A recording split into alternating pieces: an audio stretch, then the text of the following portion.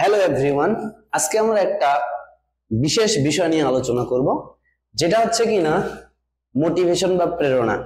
আশা করি এই ভিডিওটা প্রথম থেকে শেষ পর্যন্ত সবাই দেখবেন এবং এই ভিডিওটা সবার জন্য, এখানে স্টুডেন্ট লাইফ হোক বা কারো ডেইলি ওয়ার্ক হোক বা যে কোনো জীবনে আমরা যে স্টেজেই আছি না কেন, এটা সবার জন্য।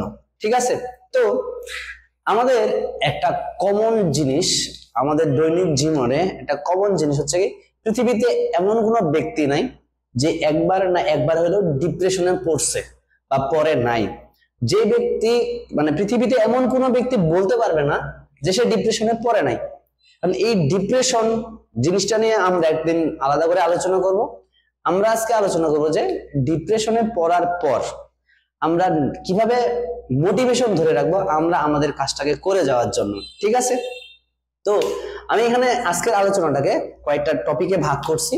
প্রথম যে টপিকটা হচ্ছে যে মোটিভেশন এর অর্থ কি। যদি আমরা গুগলে সার্চ দিই, এই মোটিভেশন শব্দের অর্থ হচ্ছে প্রেরণা বা উদ্দীপনা। অর্থাৎ আমি একটা কোনো কাজ করব, সেই কাজটা করার জন্য একটা উদ্দীপনা আমার ক্রিয়েট হওয়াটাকেই বলা হচ্ছে মোটিভেশন। আমাদের পৃথিবীতে অনেক মোটিভেশনাল স্পিকার আছে। আমি বলে রাখি, আমি কোনো মোটিভেশনাল স্পিকার না, আমি কোনো গল্প বানায় বলতে পারবো না। আমি যেটা বলবো সেটা হচ্ছে আমার পার্সোনাল লাইফ এক্সপেরিয়েন্স এবং আমি কিভাবে প্রবলেমে পড়ছি এবং সেই প্রবলেমটা থেকে কিভাবে উঠে আসছি, আমি আমার লাইফ এক্সপেরিয়েন্সটাই শেয়ার করবো। আমি কোনো এখানে মোটিভেশন স্পিচ দিতে আসি নাই। সো এই যে বলছে মোটিভেশন শব্দের অর্থ হচ্ছে কি প্রেরণা। তো প্রেরণার কথাটার পরে যদি আমরা বলি যে আমি একটা কাজ করব, এই কাজটা করার জন্য আমাকে একটা বাইরে থেকে উদ্দীপনা দেওয়া। ঠিক আছে? যেমন আমরা যদি বলি আমার একটা সময় পরে খিদা লাগে, এই খিদা লাগাটাও কিন্তু ওয়ান কাইন্ড অফ উদ্দীপনা। ঠিক আছে? আমি বাইরে হাঁটলে আমার গায়ে রোদের তাপ লাগে, এটাও একটা হচ্ছে উদ্দীপনা। ঠিক আছে? তা উদ্দীপনা অনেক টাইপের হয়। তো মোটিভেশন বা এই উদ্দীপনাটাকে আমরা বলে হচ্ছে কি হিসেবে, প্রেরণা হিসেবে, স্টিমুলেট করা। ঠিক আছে? তো এই যে মোটিভেশনের অভাব একটা মানুষের কেন হয়, আমরা যদি ফার্স্ট কোশ্চেনটা বলি যে একজন মানুষের কেন মোটিভেশনের অভাব হয়, অর্থাৎ সে কেন হতাশ হয়ে যায় তার ডেইলি ওয়ার্কে। তো প্রথম যদি আমি বলি, এই 1 নাম্বার পয়েন্টটা আমি লিখছি এক্সপেকটেশন ফিল আপ না হওয়া। যখন আমরা কোনো কিছু চাই বা কোনো কিছু আশা করি যে আমার লাইফে এই জিনিসটা হবে, বাট দেখা যাচ্ছে কি ওই জিনিসটা আমি পাইলাম না তো দূরের কথা, ওটা ধারের কাছেও গেলাম না, তখন সেই জিনিসটাতে আমার একটু মন খারাপ হয়, যেটাই হচ্ছে একটা অভাবনেস। ঠিক আছে? যেমন ধরে আমি দুই ধরনের স্টুডেন্টদের কথা বলি।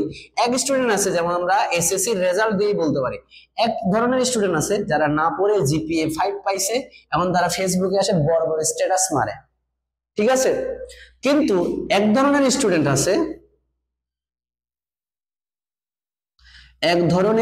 আরেক ধরনের স্টুডেন্ট আছে যারা অনেক পড়ালেখা করছে, বাট বাই এনি চান্স তারা 4.94 পায়ে বসে আছে। এই যে ব্যক্তিগুলো আছে তাদের লাইফে কিন্তু এখন একটু হতাশাগ্রস্ত বা মোটিভেশনের অভাব হওয়া শুরু করবে। তো এই যে আমরা যে জিনিসটা এক্সপেকটেশন করি বা এক্সপেক্ট করি যে আমার লাইফে এটা হবে, বাট ওইটা হইল না, তখন গিয়ে আলটিমেটলি আমাদের এই মোটিভেশনের অভাব শুরু করে। এরপরে যদি আমি বলি আমরা কেন হতাশ হই, আরেকটা হচ্ছে একই রকম ডেইলি রুটিন।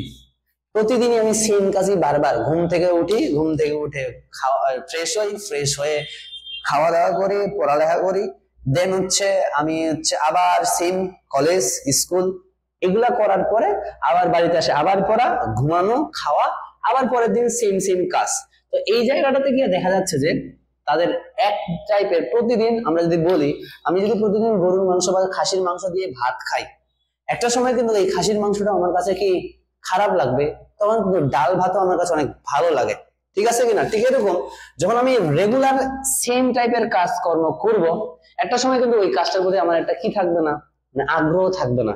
এখানেও কিন্তু একটা মোটিভেশন আমাদের ধরে করবো না জিনিসটা। ঠিক আছে? এরপরে যদি আমি বলি রিফ্রেশমেন্টের অভাব।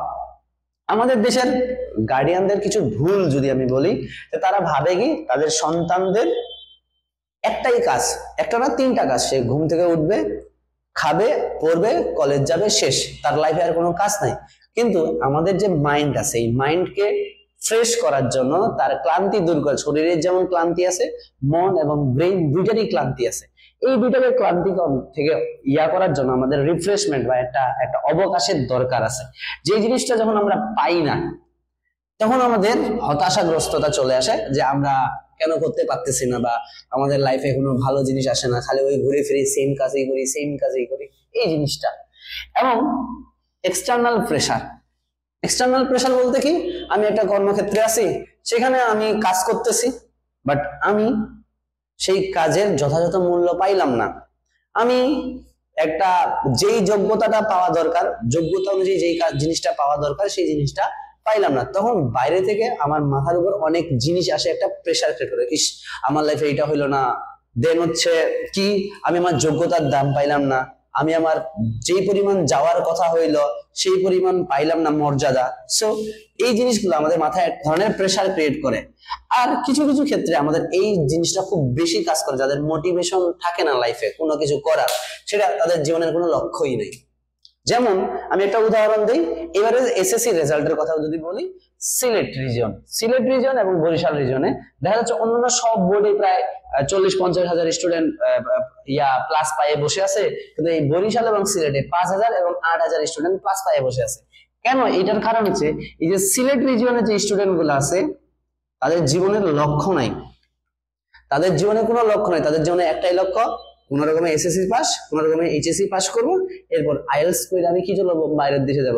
বাইরের দেশে আমি কি করতেছি, কুত্তার গু পরিষ্কার করতেছি নাকি মানুষের এটো খাবার পরিষ্কার করতেছি, সেটা বড় ম্যাটার না। আমার কাছে টাকা আছে আর একটা ভালো বেটার লাইফ আছে, তারা ওই ভালো লাইফ আর যে বেটার লাইফস্টাইল আর হচ্ছে কি ওইটার উদ্দেশ্যে থাকে, কিন্তু তাদের দেশে থাকে ভালো কিছু করার কোনো উদ্দেশ্য নাই, যেখানে তারা পড়ালেখা করে না। ঠিক আছে, এই যে লক্ষ্যহীন জীবন, যাদের জীবনে লক্ষ্য আছে তারা অবশ্যই কি করবে, লাইফে শাইন করে। যেমন ধরেন আমার বাবা একটা কথা বলতে হবে, লক্ষ্য সবসময় বড় রাখতে হবে। লক্ষ্য সবসময় কি থাকতে হবে, বড়। যদি লক্ষ্য বড় হয়, ধরেন আমি ঢাকা যাব, কোথায় যাব, আমি যাব ঢাকা যাব, তো আরেকজন ব্যক্তি সে ধরেন যে কোথায় যাবে, এই মাধবপুর যাবে, মাধবপুর। তো এখানে হবিগঞ্জ থেকে, আমি হবিগঞ্জে আছি, উদাহরণ দিলাম, হবিগঞ্জ থেকে মাধবপুরের দূরত্ব ধরেন এই 90 বা 80 কিলোমিটার, আর হবিগঞ্জ থেকে ঢাকার দূরত্ব হচ্ছে 160 কিলোমিটার। ঠিক আছে, তো যে এখান থেকে এই জায়গায় যাবে, মাধবপুর যাওয়ার চিন্তা করবে, আর যে ঢাকা যাওয়ার চিন্তা করবে, তাদের মধ্যে একটা জিনিস হচ্ছে এরকম, যে ঢাকা যাওয়ার চিন্তা করে তার ভিতরে একটা কি আছে, গতিশীলতা আছে, যে আমাকে তাড়াতাড়ি বের হইতে হবে, গিয়ে বাস ধরতে হবে, বাস না হলে ওখানে সন্ধ্যা হয়ে যাবে, সে খুব তাড়াহুড়া করবে এবং সে কাজটা সবগুলাই গুছায় টুছায় তাড়াতাড়ি বের হয়ে যাবে। কিন্তু যে মাধবপুর যাবে তার কিন্তু কত তাড়াহুড়া নাই, এই কাছেই তো যাব, একটু পরে বের হই, একটু স্নান করি, গোসল দেই, খাওয়া দাওয়া করে এরপরে যাব, দেন দেখা যাচ্ছে বিকাল হয়ে গেল কিন্তু সে বের হইছে না, এরপরে বলতে বিকাল তো হয়ে গেছে, আজকে আর যাব না। তাহলে এই যে যাদের লক্ষ্য হচ্ছে বড়, তারা কিন্তু তাদের ভিতরে একটা কি থাকে, কাজ করার প্রবণতা থাকে। আর যাদের লক্ষ্যই নাই, লক্ষ্য ছোট, তাদের ক্ষেত্রে কোনো কাজ করার প্রবণতা থাকে না। এই জন্য বললাম লক্ষ্যহীন জীবনের মানুষগুলো সবসময় হতাশাগ্রস্ত হয় এবং তারা তাদের লাইফ নিয়ে খুশি, দেখা যায় যে তারা তাদের লাইফ নিয়ে অনেক বেশি খুশি। আমরা বরঞ্চ টেনশন করি যে আমাকে এটা করতে হবে, সেটা করতে হবে, তারা খুশি। তো তারপরে যদি আমি বলি, তাদের লাইফটাকে আর লাইফ বলা যায় না, হুদা লাইফ, ঠিক আছে, বেহুদা লাইফ। ওকে, তাহলে এইগুলা হচ্ছে একজন মানুষ কিভাবে মোটিভেশনের অভাব হয়, কেন তাদের মোটিভেশনের অভাব হয়, এক্সপেকটেশন ফিল আপ হয়েছে না, তারপরে সেম টাইপের ডেইলি রুটিন, রিফ্রেশমেন্টের অভাব, এক্সটার্নাল প্রেশার, এবং তাদের জীবনটা হচ্ছে কি লক্ষ্যহীন, তারা কিছু করতে চায় না। তো করতে না চাইলে সে করবেটাকে। তাহলে এরপরে যদি আমি বলি যে আমি কিভাবে সেলফ মোটিভেশন ক্রিয়েট করব, সেলফ মোটিভেশন এটা হচ্ছে সবথেকে বড় মোটিভেশন। আমি যতই আপনাকে বুঝাই বা আমি আপনাকে যত বেশি মোটিভেটেড করতে চাই না কেন, এটা জীবনে আসবে না যদি আপনি নিজেকে নিজে সেলফ মোটিভেট করতে না পারেন। ধরেন আমি আমার পার্সোনাল লাইফে একটা উদাহরণ দিই। আমার ফার্স্ট যখন আমি ক্লাস 8-এ ছিলাম, তখন আমার টার্গেট ছিল আমি হচ্ছে কোনোভাবে অনার্স কমপ্লিট করে বিসিএস ক্যাডার হয়ে টিচার হব। আমার টার্গেট ছিল কি হওয়া, টিচার। ঠিক আছে, টিচার হওয়ার ইচ্ছা ছিল। তখন থেকেই আমি ওইভাবে পড়ালেখা করতাম, বা আমি ওই সময় জব সলিউশন বই কিনে, এই যে জব সলিউশন বই আমি ওই সময় কিনছিলাম, ক্লাস 8-এ থাকতে, এবং ওই যে সাধারণ জ্ঞানগুলো আমি ওখানেই পড়া শুরু করছি। তো এরপরে একদিন ঘটনা ঘটলো এরকম যে আমার ছোট বোন ক্রিকেট খেলতেছিল। তো ওই যে ক্রিকেট খেলতে হঠাৎ করে তার বুকে বল লাগে, এই বল লাগার কারণে সে সেন্সলেস হয়ে যায়। তো আমাদের গ্রামের পাশে একজন ডাক্তার ছিল, নাম বলবো না, ঠিক আছে। এই ডাক্তারের কাছে আমি গেলাম, হাতুড়ি ডাক্তার, গ্রাম্য ডাক্তার যেটা বলা হচ্ছে, এই গ্রাম্য ডাক্তারের বাড়িতে গেলাম, গ্রাম্য ডাক্তার উনার বাসায় গেলাম যে আমার বোন সেন্সলেস হয়েছে, যে উনি আমার আঙ্কেল হয়, তো আঙ্কেল একটু তাড়াতাড়ি আসেন, ঠিক আছে।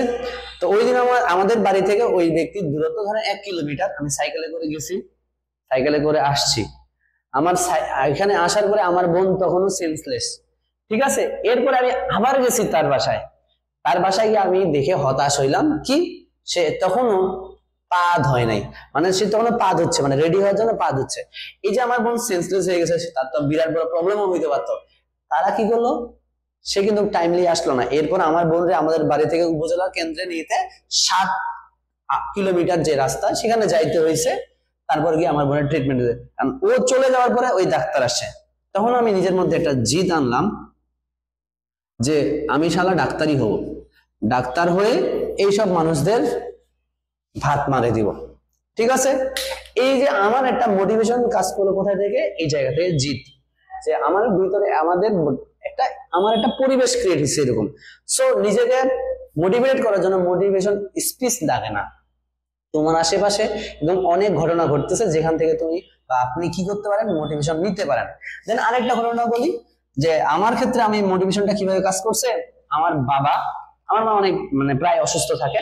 তো আমার মা অসুস্থতার জন্য যখন বলে, আমাদের ফ্যামিলি ইকোনমিক্যাল স্ট্যাটাসটা অত ভালো ছিল না, যে কারণে বাবা ওই সময় বলতো কি যে তোমার ছেলে ডাক্তার হয়ে তোমার ট্রিটমেন্ট করবে। তো মা তখন আমাকে এটা বলতো যে বাবা তো এরকম বলে যে আমি নাকি পাশ মেডিকেল পড়ে তারপর আমার মায়ের ট্রিটমেন্ট করবো। তো এরকম বলাতে এটা আমার ভিতরে একটা বড় হিসেবে মোটিভেশন দিছে, ঠিক আছে। তো এই যে আমার বাবা মার কথাগুলাও কিন্তু আমার, তাদের কন্ডিশন কিন্তু আমার কি হিসেবে কাজ করছে, মোটিভেশন। একটা কথা আছে যে যার পারিবারিক অবস্থা বা পারিবারিক সিচুয়েশন যাকে মোটিভেটেড করতে পারে না, দুনিয়ার কোনো মোটিভেশন স্পিকার তাকে মোটিভেটেড করতে পারে না। তাহলে অবশ্যই তোমাকে নিজেকে কি করতে হবে, মোটিভেটেড করতে হবে। তোমার আশেপাশে এরকম অনেক কারণ আছে, তোমার বাবার চাওয়া একটা মোটিভেশন, তোমার মায়ের চাওয়া একটা মোটিভেশন, বা তুমি তোমার লাইফ নিয়ে কি করতে চাও সেটাও একটা কি মোটিভেশন। তাহলে সো নিজেকে সেলফ মোটিভেটেড করার জন্য এই যে ফ্যামিলির অবস্থা, ফ্যামিলির চাহিদা, ফ্যামিলির ডিমান্ডকে প্রায়োরিটি দেওয়াটাই হচ্ছে কি বড় মোটিভেশন। ওই জিনিসটাকে আমি লালন করতে পারি যে না, আমার বাবা এটা চাইছে আমি ডাক্তার হবো, তাহলে আমাকে ডাক্তার হইতেই হবে। আমার মা চাইছে আমি ইঞ্জিনিয়ার হবো, তাহলে আমাকে অবশ্যই কি হবে, ইঞ্জিনিয়ার হতেই হবে। এগুলাই আমাদের হচ্ছে কি মোটিভেশন হিসেবে কাজ করে। এখন লাস্ট আমরা পয়েন্ট আসি, সেটা হচ্ছে যে মোটিভেশন ধরে রাখবো কিভাবে। আমি আমার লাইফে মোটিভেশন ধরে রাখবো কিভাবে। তো মোটিভেশন ধরে রাখার জন্য যেটা সবথেকে বেশি দরকার, জিদ। 2 নাম্বার ডেডিকেশন, এবং সবথেকে বড় বিষয় হচ্ছে আমি যেটাকে মোটিভেশন হিসেবে ধরছি সেটাকে আমি লালন করা, আমার মনে সেটাকে লালন করা, যে আমি যেটা চাই সেটা আমি করবই, করে ছাড়বো। সেই জিদ এবং সেই জিদকে পূরণ করার জন্য যেদিন ডেডিকেশন থাকবে সেদিন থেকে আমার আর মোটিভেশনের কোনো অভাব হবে না। সো আমাকে এই জায়গাগুলো থেকে, হতাশ হওয়ার জায়গাগুলো থেকে বের হইতে গেলে আমি কিছু কারণ বলে রাখি, যেগুলো আমাদের অভাবের কারণ, সেটা যদি আমরা না করি সেক্ষেত্রে আমাদের কি হবে, মোটিভেশন না হারানোর সম্ভাবনা থাকে।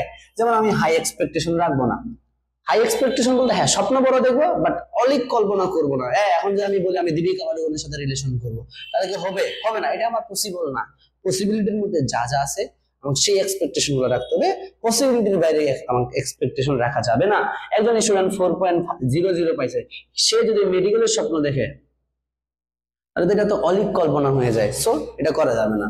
2 নাম্বার, ডেইলি রুটিন চেঞ্জ করা দরকার। ধরো তুমি 6 দিন পড়ছো, শুক্রবারের দিন একদিন ঘুরতে চলে যাও, তুমি একটা তোমার ফ্যামিলি নিয়ে একটা জায়গায় টাইম স্পেন্ড করে আসো, ফ্রেন্ডদের সাথে একটু আড্ডাবাজি দাও, ঠিক আছে। এইটা আছে তোমার একসাথে রুটিন চেঞ্জ হলো এবং তোমার রিফ্রেশমেন্টের কাজটাও করে দিচ্ছে। এবং যেটা হচ্ছে যে এক্সটার্নাল প্রেসার, আমি বলবো গার্ডিয়ানদের, যে সন্তানদের শুধুমাত্র পড়ালেখা না করাইয়া তাদেরকে ভালো মানুষ বানানোর জন্য আপনাদের অবশ্যই তাদেরকে কিছু না কিছু হলো নৈতিক শিক্ষা, তার সাথে সাথে পরিবেশ বোঝানো, সিচুয়েশন বোঝানো দরকার। ঠিক আছে, দেন আমরা যদি বলি লক্ষ্যহীন, অবশ্যই তোমার লাইফে কি রাখতে হবে, লক্ষ্য রাখতে হবে। এই কয়েকটা জিনিস করলে আশা করি একজন ব্যক্তি তার লাইফে ডিমোটিভেটেড হবে না, দেন সে অবশ্যই চাইবে কি যে আমি আমার লক্ষ্য পূরণ করেই ছাড়বো।